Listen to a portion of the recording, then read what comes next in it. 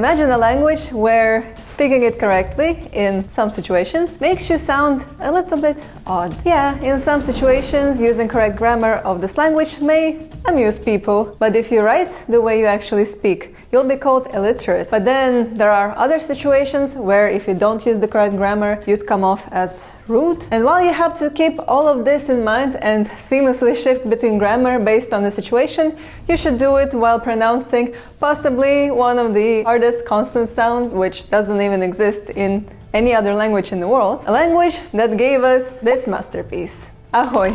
My name is Julie and welcome to the Czech language.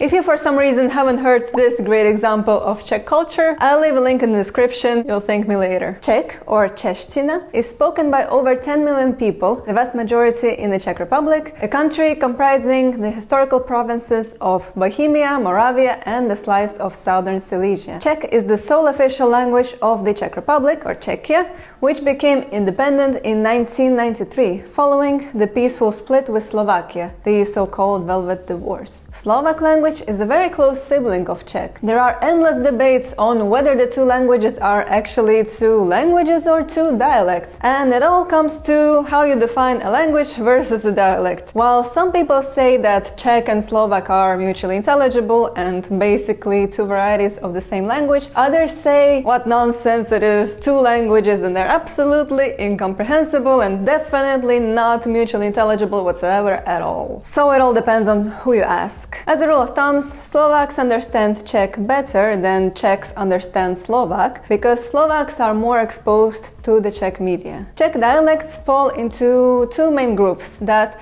kind of split the country in two. Bohemian in the west, where the capital Prague is, and Moravian in the east. Moravian is further subdivided into Central Moravian or Hanakian, Silesian or Lakian in the northeast near Poland, which shares some features with Polish, and Moravian Slovak in the southeast, which shades into Slovak. There is also a transitional Bohemian Moravian dialect. But there is another division, a social one. Czech has a pronounced state of diglossia. There are essentially two versions of the language.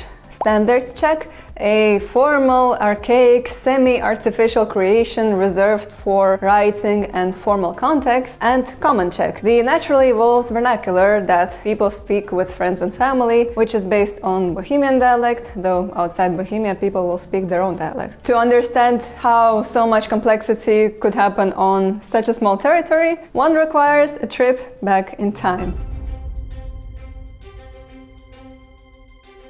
Czech belongs to the West Slavic branch of the Indo-European language family. The Indo-European family originated around 4000 millennium BC, with its speakers associated with the Yamnaya culture on the Pontic-Caspian steppes. I have a whole video that dives into the Indo-European origin theories.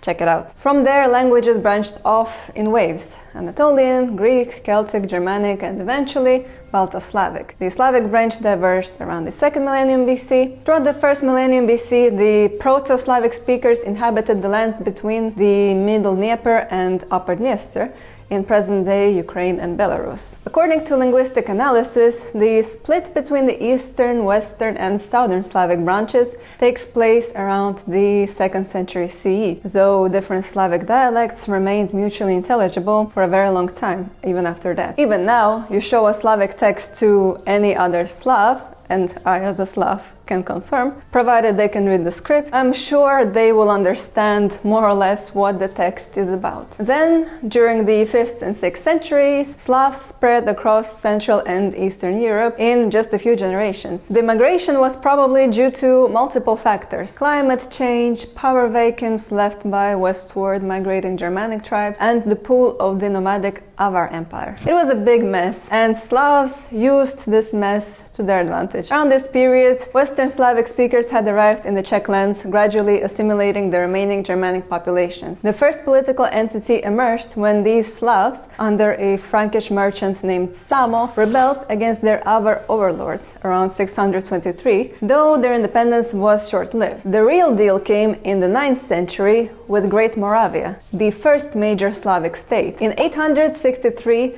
Prince Rostislav, seeking independence from Frankish religious influence, asked the Byzantine emperor, all the way from Constantinople, for missionaries who could preach in Slavic. The emperor sent two brothers, Cyril and Methodius. They created the first writing system designed specifically for a Slavic language, and no, it wasn't Cyrillic, which they would also create, but later on. Their first creation was Glagolitic. Even though some letters seem to be based on Greek, Hebrew, or Latin character, or even something else, it was a completely unique script. That was its biggest problem, because it was simply hard to learn, especially for Greek speakers who were the ones doing the actual preaching. So later, when the brothers, or more likely their successors, created Cyrillic, they mostly based it on Greek, adding extra letters for unique Slavic sounds, and that was much more successful. I mean, how often do you see Glagolitic in everyday life? Though it does look cool, I admit. Great Moravia reached its peak under Svetopluk, expanding into Bohemia and Silesia. But after Methodius died in 885, Svetopluk expelled the Slavic clerics who fled to Bulgaria, and with them the Glagolitic tradition migrated south. Great Moravia itself, weakened by internal strife, was destroyed by invading Magyars in the early 10th century. This was also the beginning of the split between Czech and Slovak. The part of Moravia that became incorporated into Hungary would later evolve into Slovakia. At the same time, the Bohemia part of Great Moravia became the Duchy of Bohemia and eventually got incorporated into the Holy Roman Empire. Glagolitic gave way to the Latin script under Frankish and Papal influence. From the 12th century, though, Czech began replacing Latin in administration and literature. Chronicle of Dalimil, published around 1320, is the first known major literary work written in Czech, as Glagolitic in the 9th century was actually used to inscribe Old Slavonic, which is essentially Old Bulgarian, which shows how mutually intelligible different Slavic languages still were at that point. The 14th century was a golden age. Prague University was founded in 1348, the Old Czech Bible was translated, the first Czech dictionaries appeared. Then, in the early 15th century, the theologian Jan Hus revolutionized not only the Czech church, preceding Martin Luther by over a century, but also Czech orthography. Instead of digraphs for unique Czech sounds, he introduced diacritical markers, a single háček turning s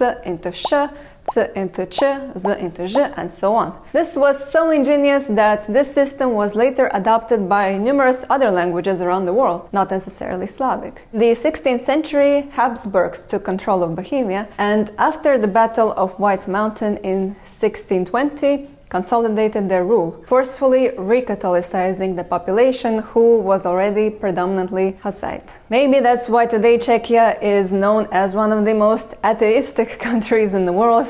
They just had too much drama because of religion. German became the language dominating cities, universities, courts, and government, while Czech entered a 200-year-long period of decline. In the 19th century, the national revival brought the Czech back from the brink. Josef Dobrovský codified a new literary standard. But here's the twist. He modeled it not on the Czech people were actually speaking, but on the 16th century Kralice Bible. He was effectively resurrecting a language from 200 years earlier. This is where the difference between the formal and the spoken Czech stems from. Jan Svetopluk Fresel expanded the scientific vocabulary, replacing German and Latin scientific terms by words coined in Czech or by borrowings from Polish and Russian. For example, words for chemical elements like kyslík, oxygen, uhlík, carbon, and vodík, hydrogen. The same period saw the rise of prominent Czech writers and poets, like Karel Hynek Mácha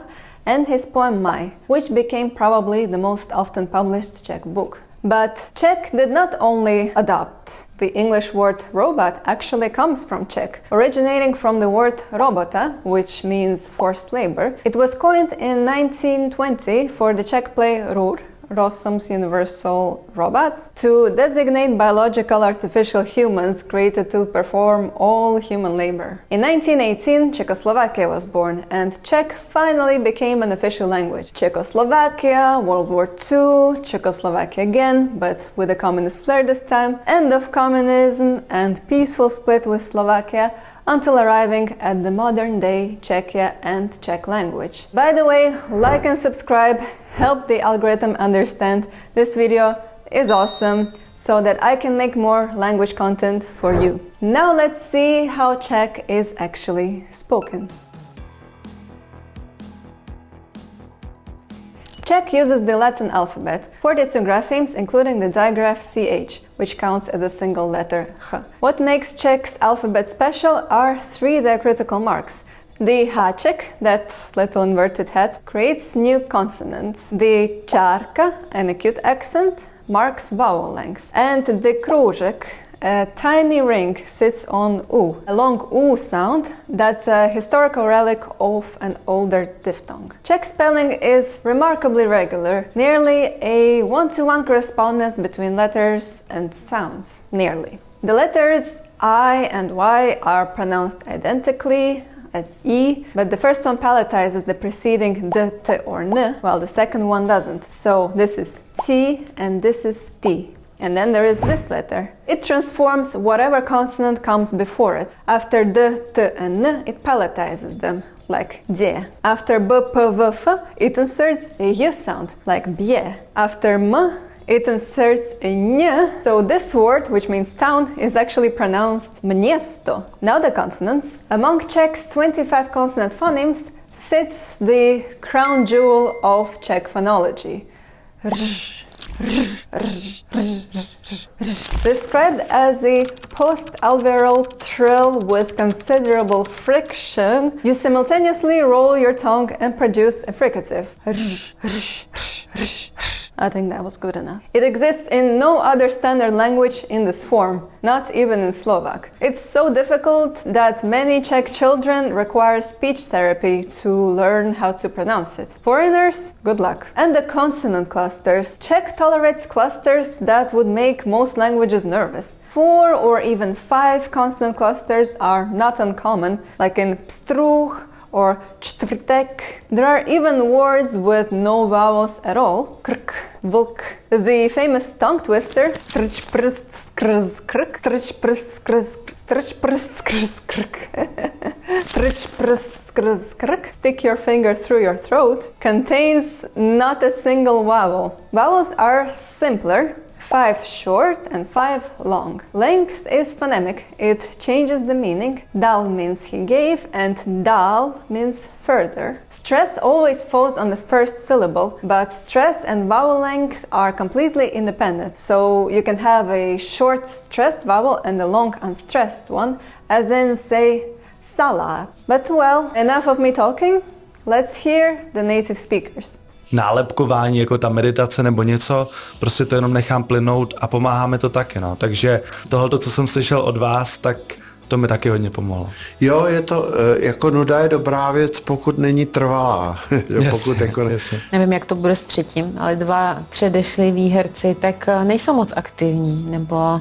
To si nemyslím. Myslím si, že první výherce Maisie. Přijde mi, že teda teď je to Mazeman, omlouvám se, on se jmenoval Maisie, on si tam udělal nějaký změny se jménem a teď je to Mazeman. Alright, opinions on the Czech language. On the scale 1 to 10, how hard does it sound? Fellow Slavic speakers, how much can you understand? As a Russian speaker, I'd say I understand the general topic, maybe the meaning of some phrases, but well, when it's written, it's much easier to comprehend. Thank you to my top tier patrons who picked Czech, and you too can pick the next language right here. And now on to the final boss of Czech, the grammar.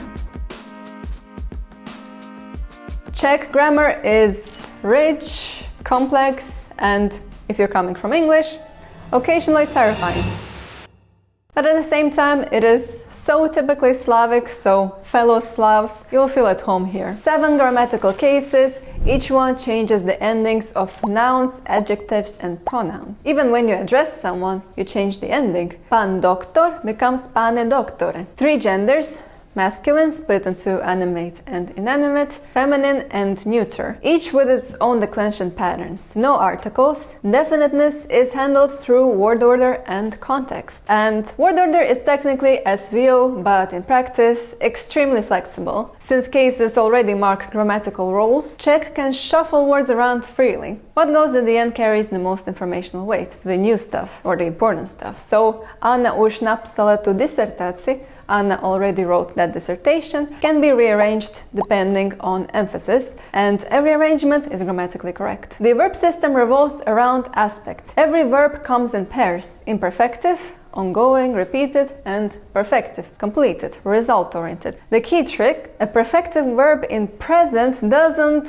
mean now. It means future. Pišu means I'm writing in perfective present, but napišu means I will write, perfective and future. And multiple negation. In Czech, negation stacks. You negate everything. Nikdo, nikdy, nic takového neviděl. Literally, no one, never, nothing, such, not so. Oh, and remember the Diglossia? There are not only vocabulary but also grammatical differences between standard and common Czech. When standard says mali, common says malej, and so on. Declension endings are basically different for everything. But well, don't let Czech intimidate you too much, because... Whoa, what was that? Zoom in and out suddenly? Even though you have to keep in mind not one, but two super complex grammars, even though it features some of the hardest sounds on earth and crazy consonant clusters. Okay, alright, get intimidated, that makes sense. But you'll definitely impress people, even by attempting to learn some Czech. Thank you so much for watching, and see you in our next exploration. Dun, dun, dun, dun, dun, dun, dun, dun, dun, dun.